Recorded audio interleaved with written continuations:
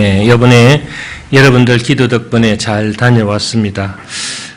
이번에 올 때 참 좋은 일이 있었어요. 무슨 일이냐면은 제가 미국에서 목회할 때 청년부에 있었던 청년이 칼에 그 티켓팅 하는데 사무장으로 있더라고요. 그래서 제가 그 올 때 비행기표가 이코노미익석인데 그 친구가 나를 보더니 깜짝 놀래가지고 어이 목사님 웬일이십니까?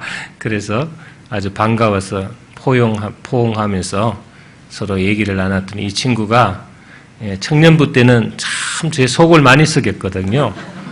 그런데 그 후에 사회에 나와서 생활하면서 여러 가지 어려움을 많이 겪으면서 신앙이 좋아졌더라고요. 그래서 이 친구가 목사님 이거는 불법이지만은 눈 한번 감으세요. 뭐냐 그랬더니 돌아가는 길에 비즈니스석이 많이 비었대요. 그래서 바꿔치기를 한 거예요. 표를.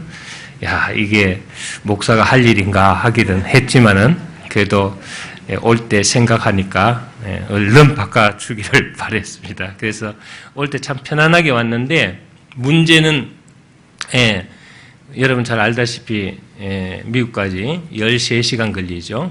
13시간 걸리는데 오고 가는 길에 하루하루 다 먹습니다. 근데 굉장히 그 긴 시간에 누가 옆에 앉느냐 하는 것이 중요합니다.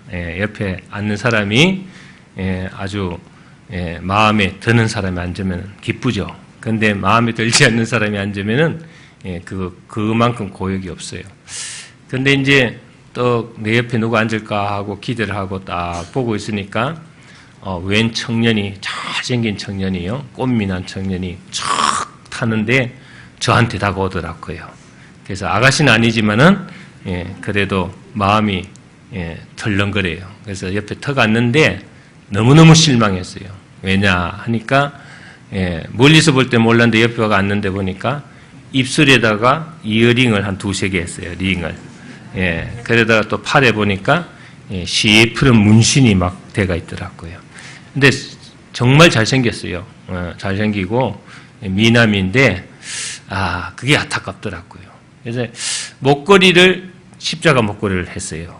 그래서 얘가 이어링을 하고 뭐 이렇게 좀 이상한 문신도 했지만은 그래도 예수 믿는 애구나 하고 마음이 설렜는데 그거 물어보려고 한 몇 시간을 주저주저 했습니다. 눈치를 보면서 괜히 뭐 말도 좀 걸어가면서 그러다가 이제 그 청년에게 제가 물어봤습니다. 혹시 십자 목걸이를 하셨는데 교회를 다니시냐 이렇게 물으니까 미안하지만 교회는 안 다닌대요. 너무 실망했어요. 목걸이만 십자가 목걸이를 한 거예요. 근데 뭐 어쩌겠습니까? 그래도 십자가 목걸이를 했으니까 이 사람을 전도하라는 뜻이다 이렇게 생각하고 제가 명함 하나 건넸어요. 나는 교회 다니는 목사인데 그 십자가를 의미를 알고 십자가를 걸고 다니면은 주님의 은혜를 받고 축복을 받지만은 사실 그 십자가는 예전에 사형 형틀이다. 저주의 상징이다. 그걸 의미를 모르고 십자가를 달고 다닌다면은 아마 그것은 당신한테 불행한 것이다. 그러니까 이미 당신이 무슨 뜻이 있어서 십자가를 했을 거다. 그러니까 교회를 다녀라. 이랬더니 이 친구가 또 반응이 좋더라고요. 목사님, 저는 사실 뭐 교회는 안 다니지만 십자가가 그리 좋대요. 그래서 십자가를 계속 달고 십자가 반지에다가 십자가 장신구가 엄청 많답니다. 그러냐고. 아마 그거는 교회로 오라는 신호인 거다. 이렇게 꿈보다 해몽을 좋게 했습니다.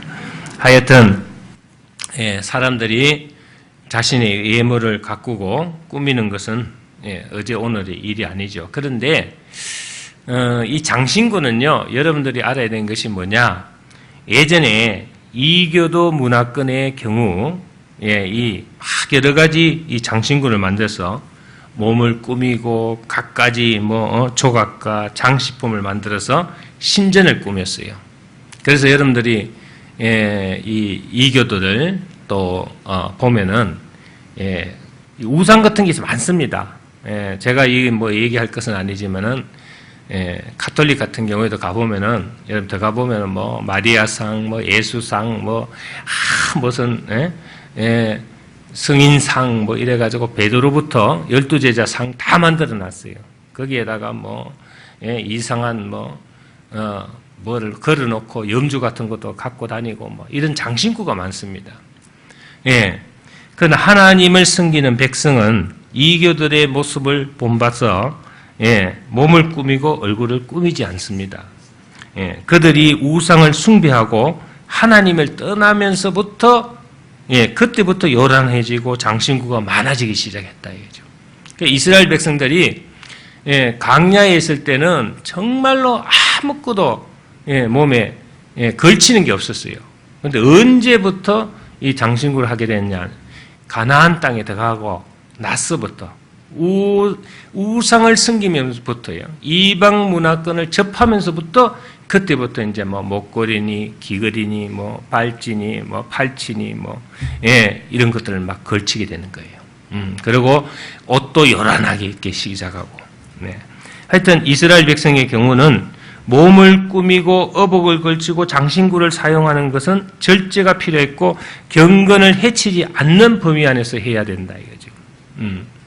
그런데 그런 것들을 막 하고 신전에 성전에 나오고 이런 경우를 많이 봤어요.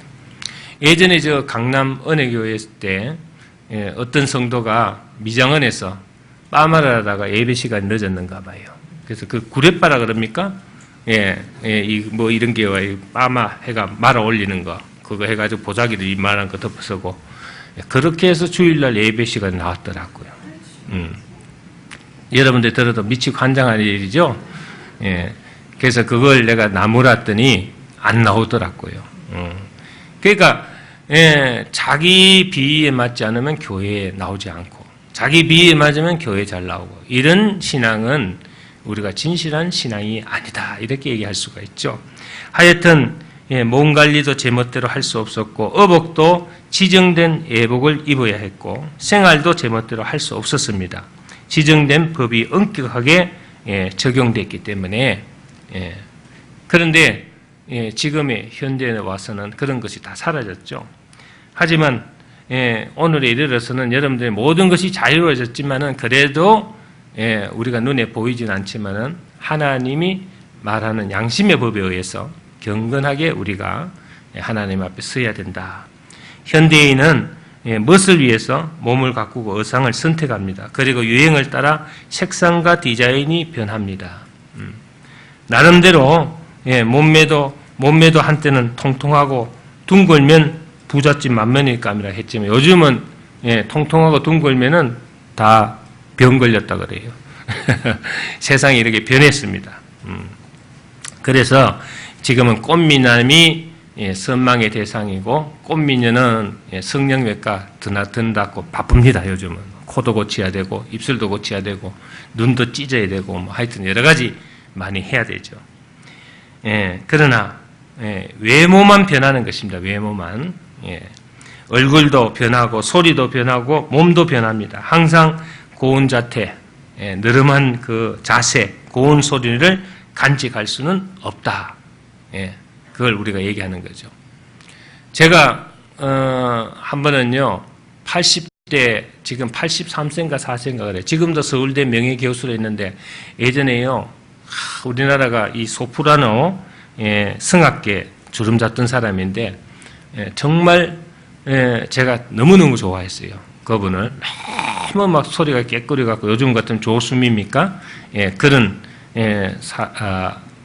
가곡을 하시는 분인데 너무 그분을 참 노래하는 모습이 좋고 이쁘고 그 젊을 때요 너무 좋아서 제가 어릴 때부터 참 저분은 멋있다 이렇게 생각했는데 어느 날 교회에서 초청대가 나왔는데 그 얼굴도 아니고 그 목소리도 아니더라 이거죠. 그 모습도 그 노래도 아니었습니다. 모든 것이 변한 것입니다. 그 성악감만의 경우가 있겠습니까? 저도 변하고 여러분도 변합니다. 할렐루야. 요번에 보니까 우리 딸이 아가씨 때 참 이쁘고 굉장히 제가 볼 때 굉장히 괜찮다 생각. 요번에 보니까 완전 아줌마로 변했더라고요. 너 왜 이리 늙었냐? 내가 이랬어요. 애 둘 놓고 나니까요 완전히 아줌마. 사진을 찍은 걸 여러분들 한번 나중에 내가 벽에 걸 테니 보여요. 사이는 완전 얼굴이 젊은 사람은 더 탱탱해지고 더 좋아졌고, 어제 제가 그 하준두사나 강준사님한테 보여주면서 그 얘기했어요. 야, 이거 여자들은 이런가 봐. 애 놓고 다니까 완전히 뭐 할머니로 변한 거야. 사이에 비하면은. 그래요. 사람이 변하더라고요. 그래서 히브리서 13장 8절 보시면은 예수 그리스도는 어제나 오늘이나 영원토록 동일하시느니라. 아멘. 예수 그리스도는 과거나 현재나 미래나 변함이 없으시고 동일하다는 겁니다. 우리가 이렇게 산다면 얼마나 좋겠습니까?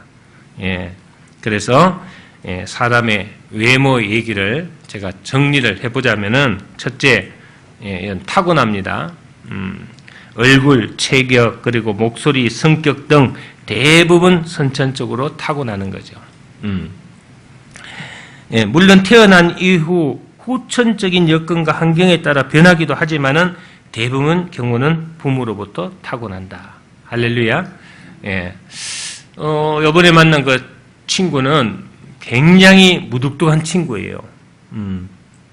그래서 아버지도 제가 교회에 다니기 때문에 부모를 잘 아는데 그 부모도 굉장히 무뚝뚝하고, 그런데 이 친구가 이번에 만났는데 완전 180도 변했어요.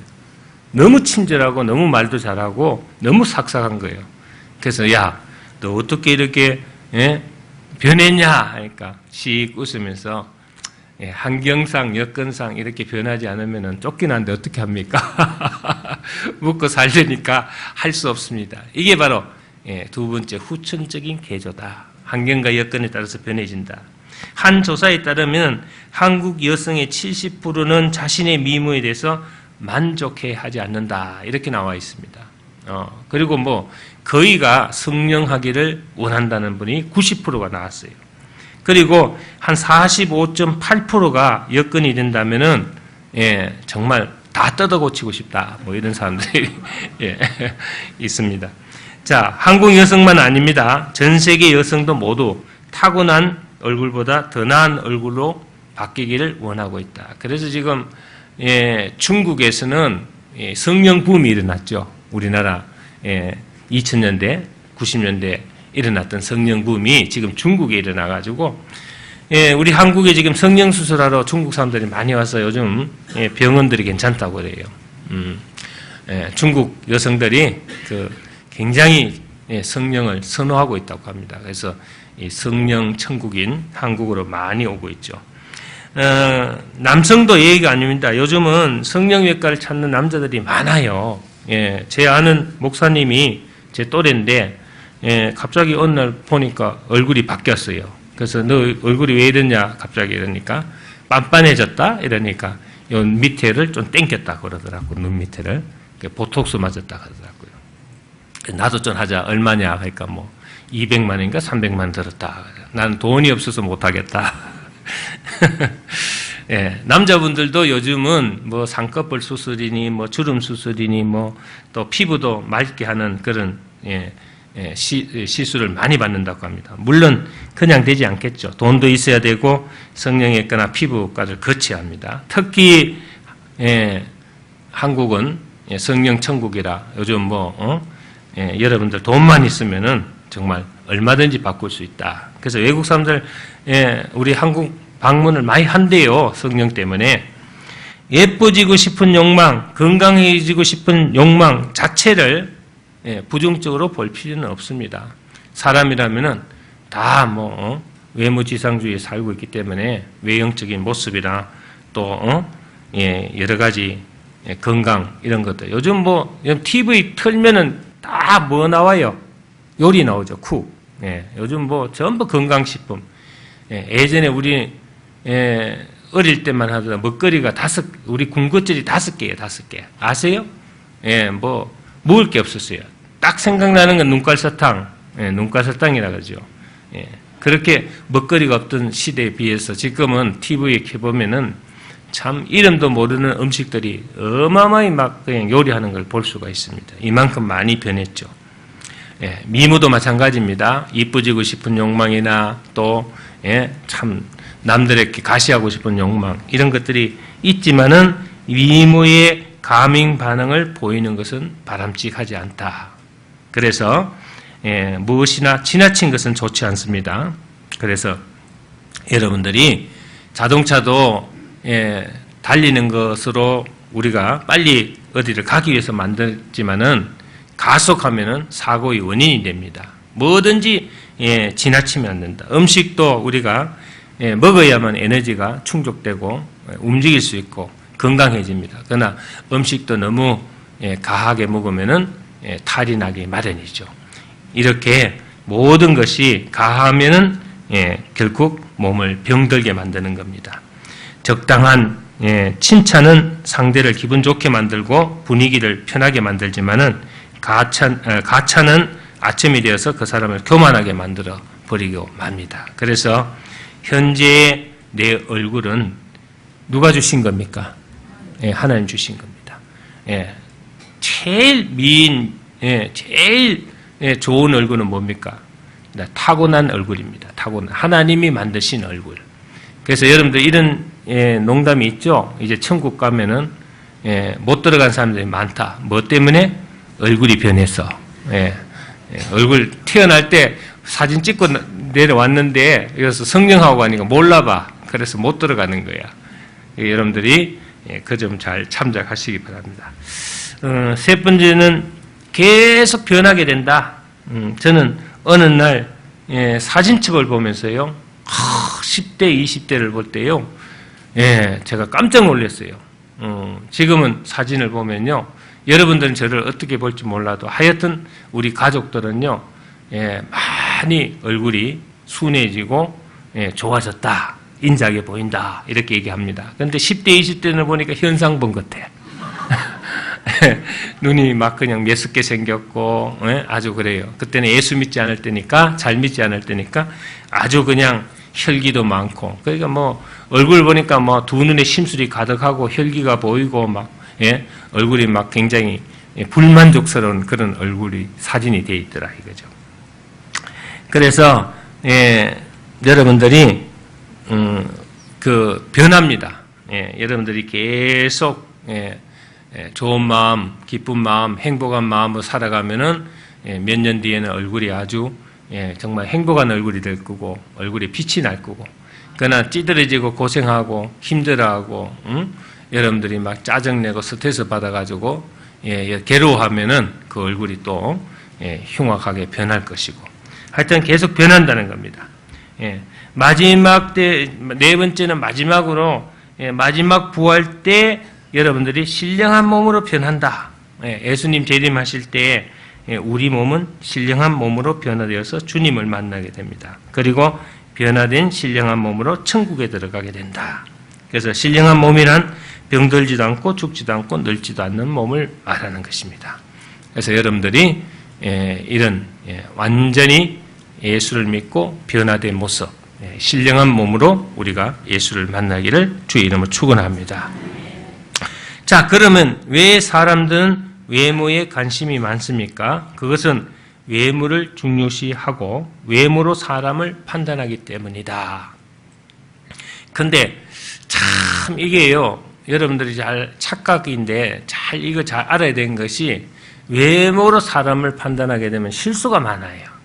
우리가 흔히 보면요, 저 사람은 참 성격이 고약하게 생겼고 저 사람은 정말로 사귀면은 내가 친하면 조심해야 되겠다. 이런 사람들이 이외로 마음이 넓고 이해심이 많고 포용력이 있는 사람을 만나게 되거든요.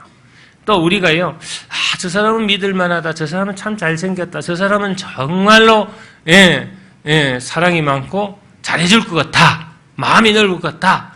이렇게 생각하고 사귀었는데 사기당하고 또 거기에 여러 가지 어려움이 당하는 이런 어려움이 있는 그런 일들이 많아요.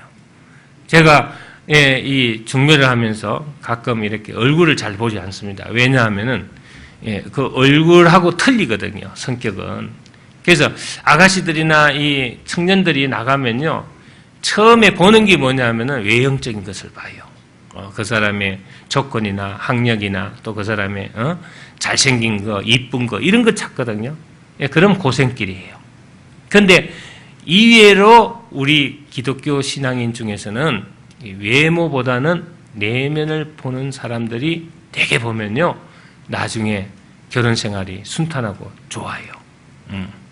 그 사람의 성실성과 그 사람의 근면성과 그 사람의 마음의 그 넓은 그런 것들, 신앙심 이런 것들을 보고 결혼한 사람들은 행복해지는 거예요. 그런데 대개 보면은 우리 한국 사람들은 외모지상주의자, 외형적인 것을 많이 보고 선택하기 때문에 힘들어지는 거예요.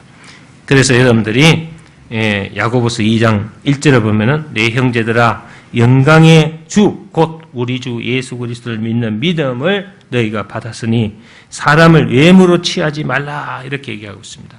또 그 밑에 2장 5절을 보시면은 내 사랑하는 형제들아 들을지어다 하나님이 세상에 대하여는 가난한 자를 택하사 믿음에 부요하게 하시고 또 자기를 사랑하는 자들에게 약속하신 나라를 유업으로 받게 하느니라 그랬습니다.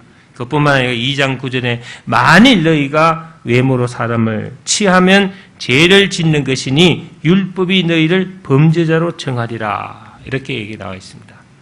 그래서 우리는 반드시 이 사람 얼굴 한번 쳐다보세요. 얼굴 보고 인상 보고 여러분 사귀지 마십시오. 뭘 보고 사귀어야 되겠어요? 손 한번 잡고 믿음 보고 사귀시다. 할렐루야. 그 사람 속에 있는 믿음을 보셔야 돼요. 믿음을. 여러분들이 우리 이런 얘기하죠. 진짜로 사랑하면은 내 곁에 있는 사람이다. 이 말을 합니다. 이게 뭡니까, 여러분? 내가 아플 때, 힘들 때, 어려울 때, 정말 고통스러울 때 곁에서 지켜주는 사람이 정말 사랑하는 사람이에요. 아무리 사랑해도 떨어져 있으면 소용이 없어요. 이번에 우리 집 사람이 그 얘기를 하더라고요. 떨어져 있으니까 무슨 소용이 있냐 이러더라고요. 그 맞는 말이에요. 아파도 들다보지 못하고 힘들어도 옆에 위로 못하고 그러나 마음만큼은 하나가 되는 것이다. 이거죠. 그러니까 여러분들이 잘 알아야 되는 것이 얼굴 보고 사귀거나 얼굴 보고 여러분들 결정하거나 뭐 있지 않습니까? 어느 학교 출신이냐, 얼마나 잘 사느냐 이런 걸 따지고 평가하면 안 된다 이거죠. 그 사람 속에 누가 있느냐, 없느냐, 그 사람 속에 정말 진실하게 예수를 사랑하고 있는 마음이 있느냐, 없느냐, 하나님이 있느냐, 없느냐 이걸 보고 여러분들이 결정해야 되는 거예요. 할렐루야. 그럼 여러분들 절대 실수하지 않는다 이거죠. 자, 성경은 사람의 외모를 보고 그 사람을 평가하는 것을 금하고 있습니다. 예수님도 제자들을 부르실 때 외모나 외적 조건을 보지 않으셨어요. 대부분 어부들이었고 또 어떤 사람이었습니까? 세간직언이나 무직자들이었어요. 외모로 드러나지 않는 다른 점들을 주님은 보신 겁니다. 여러분, 우리가요 외모로 보고 판단한 것이 얼마나 큰 실수를 불러일으키고 외모로 보고 내가 생각한 것이 얼마나 내 착각이라는 것을 알아야 됩니다. 이외로 그 사람의 외형적으로 풍기는 것과 다르게 내면의 아름다움을 가진 사람이 우리 주위에 얼마나 많은지 모릅니다. 그래서 여러분들이 정말 이걸 조심해야 되겠다. 보통 요즘 교회에 보면요, 담임 목사님 이 초빙을 많이 하고 있어요. 기독신문에 보면 담임 목사 청빙 이라고 그 밑에 보면요, 막 그냥 뭐가 어느 학교 출신이냐, 뭐 어떠고 자녀는 몇이고 막 이런 이력서가 화려하면 화려할수록 좋아요. 미국 어디 가서 공부를 하고 박사학위를 몇 개 따고 뭘 하고 뭐 그래서 목사님들 이력서 보면요, 이만큼 돼 이만큼요. 길이가 끝이 보이지 않을 만큼. 어떤 사람은 동네 방법위원까지 한 거 다 집어요. 그렇습니다. 중요한 것은 그분이 어떻게 목회를 하느냐, 어떤 설교를 하느냐, 어떤 메시지를 정하느냐, 그 사람 마음속에 하나님이 살아있느냐 없느냐, 성령의 역사가 있느냐 없느냐, 이게 중요한 것이지, 예, 그가 무슨 박사학위를 몇 개 가지고 있느냐, 또 어떤 직함을 가지고 있느냐가 중요한 것이 아니다 이거죠. 오늘 우리 본문을 보면요, 그게 잘 나왔어요. 뭐냐, 6절 보세요. 그들이 오매. 누가 옵니까? 사무엘이 이새의 아들을 불렀죠. 그래서 그들이 쭉 들어옵니다. 이때 사무엘 선지자가 하나님의 신탁을 받아서 나라를 다스리고 있었습니다. 그런데 주변에는요, 나라의 왕들이 있어가지고 막 그 왕들이 문무백관이라 그러죠. 어디에 막 행차하면 뒤에 막 줄을 서고 막 하리 하니까 그 나라 백성들이요, 그 왕을 중심으로 해가지고 막 그냥 부흥을 하고 막 그냥 나라가 강건해지고 이런데, 이 사무엘 제사장은요, 하나님 그걸 의뢰받아가지고 이 상권을 다 장악하고, 끝비다면은 하나님께 물어봐야 되고 엎드려서 기도해야 되고 이러니까 백성들이요, 너무 답답해요. 응? 우리도 왕이 있었으면 좋겠다. 우리도 저 제사장 사무엘에게 뭐 일일이 보고하면 제사장 사무엘이 좀 기다려보라고 하고, 또 들어가 기도하고, 뭐 물어보면 또 기도 응답이 안 왔다가 또 더 며칠 더 기다려보라고 그러고, 이러니까 이게 한장하는 거예요. 그러니까 백성들이 우리도 다른 나라처럼 왕권 정치를 하자. 그래서 이제 왕을 뽑기로 해가지고 이 가장 이스라엘 부족에서 가장 인기가 높던 사울이 처음으로 민성왕으로 선출이 된 거예요.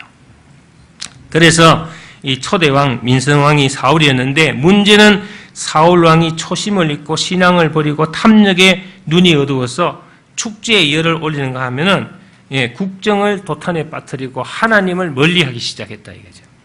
그러니까 사무엘상 16장 1절을 보면은 그 있죠. 여호와께서 사무엘에게 이르시되 내가 이미 사울을 버려 이스라엘 왕이 되지 못하게 하였거늘 내가 그를 위하여 언제까지 슬퍼하겠느냐. 너는 뿔에 기름을 채워가지고 가라. 내가 너를 베들레헴 사람 이새에게로 보내리니 이는 내가 그의 아들 중에서 한 왕을 보았느니라 하신지라. 그렇습니다. 하나님께서 얼마나 답답하고 슬펐으면은 이 사무엘에게 나타나서 사무엘에게 얘기를 합니다. 자, 내가 베들레헴의 이새의 아들 중에 한 왕을 내가 봤다. 이렇게 얘기합니다. 자, 사울 왕의 통치 시대를 끝내고 다른 왕을 세우는데 이새의 아들 중에서 뽑으시겠다는 겁니다. 그래서 하나님의 보내심을 받은 사무엘이 극비리 이새의 집에 방문했습니다. 그래서 만일 이 사실이 탄로나면은 사울 왕이 사무엘과 이새의 일가족을 완전히 죽이든지 가만두지 않을 거 아닙니까? 그러니까 몰래 극비리 방문해서 이새에게 얘기합니다. 너희 아들 다 불러라. 그게 오늘 본문의 내용입니다. 그들이 오매. 그 아들이 몇 명이었습니까? 이새는 8명의 아들을 두고 있었어요. 그런데 하나님이 어떤 아들을 왕으로 예정했는지 알 길이 없어요. 사무엘이. 그래서 이제 그때 이스라엘 풍습으로 우리나라도 그렇지만은 누가 대권을 물려받습니까? 장자가. 그래서 그 장자가 이제 도릅니다. 큰아들을 보는 순간 용모와 신장 그리고 언변이 자기가 딱 보기에는 왕이 될 사람이에요. 이렇게 선지자도 사람 볼 줄 모르는 거예요. 선지자도 외모를 보는 거예요. 외모. 그리고 얘다. 바로 얘가 내가 하나님이 말하는 왕이 될 제목이구나 하고 딱 마음을 먹는 순간에 하나님께서 뭐라 그러십니까? 사람은 외모를 보는 거니와 나 여호와는 중심을 보느니라. 네가 보는 그게 아니다. 그 용모와 신장을 보지 말라. 내가 이미 그를 버렸노라. 나의 보는 것은 사람과 같이 아니하니 사람은 외모를 보는 거니와 나 여호와는 중심을 본다. 할렐루야. 우리의 머리털까지도 헤아리시고 우리의 생각까지도 통촉하신 하나님. 이 하나님이 우리의 속마음, 우리 속내를 모르는 것이 있겠어요? 앞으로 할 일도 알고 지나온 것도 알고 귀신은 그러나 미래는 모릅니다. 예, 미래는 하나님이 지고 있으니까. 귀신은 지나온 과거는 잘 알아맞혀요. 봤으니까. 그런데 예, 이 하나님은 우리의 속내를 샅샅이 들다. 우리 중심을 보신다. 그러니까 이 큰아들이 왕이 아니었어요. 그래서 여기 보면은 둘째도 아니고, 예? 예, 아미나답도 아니고, 삼마도 아니고, 하여튼 이 7 아들 모두가 사무엘 앞에 다 섰지만은 아니에요. 사무엘이 지금 기가 찹니다. 하나님이 아니다 하니까, 이 직관으로 받는 거죠. 아니다 하니까, 예, 사무엘이 어쩔 수 없어요. 그래서 이제 마지막으로 이새에게 다른 아들은 없어 이러니까, 예, 이새가 머리를 끄적이면서, 예, 막내가 있는데 지금 막내는 양을 지키고 있습니다. 다 들었기 때문에. 그러니까 사무엘이 그래, 그 마지막 아들 불러라 그랬습니다. 여러분, 그게 바로 다윗입니다. 그가 이새의 8째 아들 다윗. 외적 조건과 외모로 보면 큰아들 엘리압이나 둘째 아들 아미나답이나 셋째 아들 삼마가 선택되어야 했는데 하나님의 선택 기준은 다른 데 있었다. 외모가 아니라 중심을 봤다는 겁니다. 이 다윗은요, 양을 치면서도 항상 책임감, 사명감 이런 걸 갖고 있었습니다. 예. 그리고 형들과 같이 어울리지 못했어요. 형들이 너무 크니까. 예. 항상 왕따당에 가 있고, 외롭다 보니까 늘 기도하고 양을 돌보면서 하나님의 섭리를 깨우치고 있었어요. 자, 중심이 뭡니까? 외모는 눈으로 볼 수 있는 것을 말하는 것이고 중심을 마음을 뜻하는 겁니다. 마음은 눈으로 보고 손으로 만질 수 있는 것이 아니에요. 할렐루야. 그래서 사람들은 다른 사람의 마음을 알거나 읽기가 힘들어요. 저 사람이 정말 나를 좋아할까? 저 사람이 정말 나를 사랑할까? 저 사람이 정말 나를 진정으로 위할까? 이걸 볼 수가 없어요. 우리는 얼마든지 가식적으로 할 수 있습니다. 내 요구 조건이나 내 만족감을 위해서, 내 욕심을 위해서, 좋지도 않지만 마음을 위장해가지고 말도 부드럽게 할 수 있고 친절하게 할 수 있고 사랑하지 않지만 사랑하는 것처럼 얘기할 수 있고 다 할 수 있습니다. 그걸 하나님 보고 계신다는 거예요. 여러분들이 이걸 중요하게 생각해요. 그 사람의 중심에 정말로 나를 사랑하는 마음이 있을까? 그 사람의 중심에 정말로 나를 위하는 것이 있을까? 이것을 정확하게 보는 것이 바로 여러분들이 진정 사람을 보는 거예요. 진정한 사람을 만나는 겁니다. 여러분, 모든 학문이 다 어렵지만 그 가운데 심리학이 어려운 것은요, 사람의 심리 상태, 심리 변화, 심리 기전을 연구하기 때문이다. 사람 마음에 각 파악하기가 어렵습니다. 이 심리학은 그동안의 인간의 학문입니다. 쭉 오면서 인간의 그 행동 연구를 통해서 알게 됩니다. 눈을 밑으로 깔면은 지금 현재 무엇을 생각하는 것이고, 위로 보면서 생각하는 것은 옛날 과거를 생각하는 것이고, 뭐 이렇게 심리 기전을 연구해 가지고 그 사람의 마음 상태를 읽으려는 거예요. 범죄 뭐 행동 연구 뭐 이런 거 요번에 많죠. 요번에 그 농가의 농약 할머니가요, 그 구조하러 온 구조대원에게 나오면서 한 말 때문에 잡힌 거예요. 그게 무슨 말이냐? 사이다 때문이야. 이랬단 말이에요. 그 사람이 어떻게 사이다 때문에 죽은지 어떻게 알아? 사이다에 농약이 들어간지 어떻게 알아? 그러니까 사이다 때문이야. 이러니까 그게 그 범죄 심리학에 딱 걸린 거예요. 다 거짓말이다. 그래서 다윗의 중심은 무엇이었기에 이렇게 하나님 마음에 합한 사람이 되었을까? 사도행전 13장 22절을 보면은 내가 이새의 아들 다윗을 만나니 내 마음에 합한 사람이라 내 뜻을 다 이루게 하리라 그랬습니다. 여러분, 다윗이 무엇이 하나님께 합한 마음입니까? 다윗은 하나님의 뜻을 다 이루기 위해서 늘 노심초사하고 헌신을 아끼지 않는 사람이었다. 할렐루야. 그렇기 때문에 다윗은 하나님의 뜻을 헤아리고 하나님 뜻을 이루기 위해서 순종했습니다. 그렇기 때문에 자기 잘못을 시인하고 고집을 부리지 않았어요. 내가 잘못했다고 책망할 때 내가 뭘 잘못했는지 따지고 덤비지 않는다 이거죠. 여러분 되게 이 자아가 강한 사람들은 뭘 지적해주면요 막 그냥 입이 다 빨려 나오고 눈이 뱁새처럼 돌아가면서 씩씩거립니다. 내가 뭘 잘못했다고 그러면서 막 자기 주장을 하면 자기 주관적으로 느낌으로 감정으로 모든 걸 해결해 버리려고 그러죠. 그러니까 부딪힐 수밖에 없는 거예요. 그런데 순종하는 사람은 벌써 자기가 무엇을 잘못했는가를 여부를 떠나서 내가 잘못하신 것이 있구나 하고 자기 마음을 죽이는 겁니다. 그러니까 예수님이 일을 할 때 제자들에게 제일 첫 번째 조건이 뭐냐? 아무든지 나를 쫓으려거든 자기를 부인하고 그랬습니다. 부인하고. 자기를 죽이지 못하는 사람은 사업도 여러분 가정생활도 여러분 직장생활도 뭐든지 할 수가 없어요. 자기를 죽이는 데 있어서 여러분들 하나님이 긍정이 되는 거예요. 그렇기 때문에 자기 자신 자기 부정이 하나님 긍정이에요. 피조물인 우리가 하나님 창조적인 하나님 앞에 이론적으로 예 아니오를 따질 수가 없어요. 무조건적으로 하나님 말씀에는 예만 있을 수밖에 없어요. 그러니까 여러분들이 무슨 지적하면은 그냥 하나님 앞에는 말씀에 순종해서 여러분들이 그냥 자기 자신을 죽이고 하나님 뜻에 따르려고 하는 그런 마음이 있어야 된다.